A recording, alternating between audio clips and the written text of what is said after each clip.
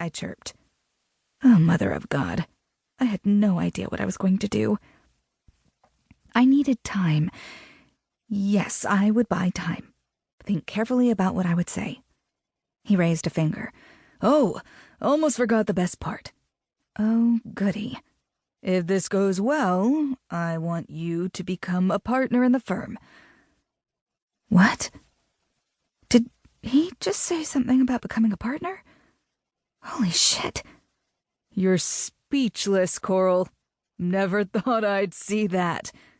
He laughed. Neither did I. Me?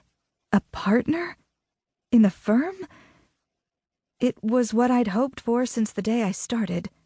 I'd worked my ass off because, 1, I loved the work, and 2, because I knew that moving up the ladder would be rewarding on many levels, not least of which was financial. And after the way I'd grown up, with my parents just squeaking by, I was pretty motivated by the almighty dollar. I couldn't lie. I had regular nightmares about my staggering student loans. But even more important, I'd be a success. A bona fide success at the level no one ever thought I'd be. The doubters could suck it. Wait till I told Nikki, my BFF. She was going to lose her shit. She was on my side, had been for as long as we'd known each other. Numb, I gave Randall one last smile and wandered back to my office to Google my new client, Dirty Bandit. Not that I needed to Google the #1 rock band in the world. Of course I knew who they were, everyone did. The bad boys of rock. I'd kept an eye on their meteoric rise from garage band to stadium filler. This is what most everyone knew of them. Enter me. I knew these guys from before Dirty Bandit even existed. Our association was not a happy one. Coral, one more thing. Randall said, sticking his head in my office. Maybe you'll get some concert tickets out of this. Wouldn't that rock? Boss jokes. Almost as bad as dad jokes.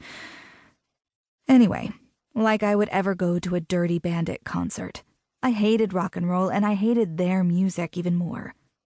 Randall shook his head at his pun and turned to one of my coworkers in the hallway, where they began to discuss the shoe company we did PR for. I needed to think, and fast.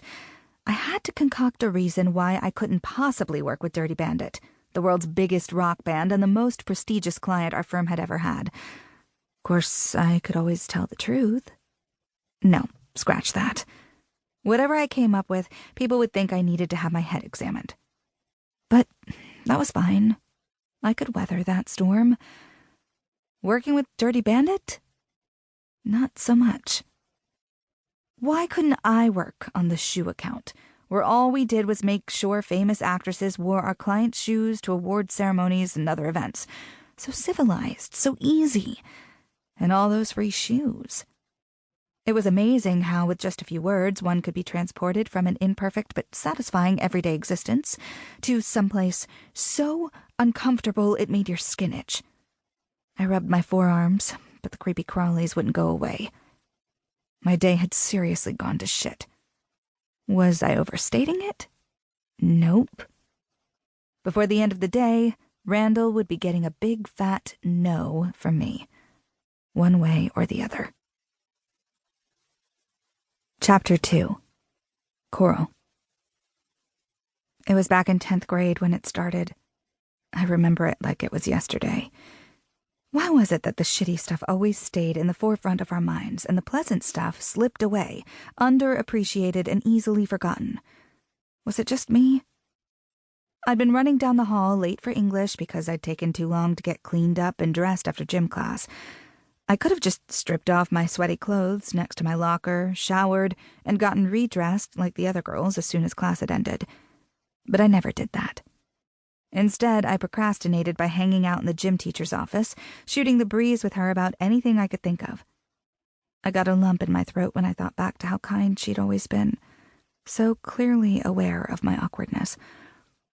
I wasn't about to change in front of my pretty, slim classmates, all gliding through adolescence with flat tummies, clear skin, and cool clothes from Forever 21.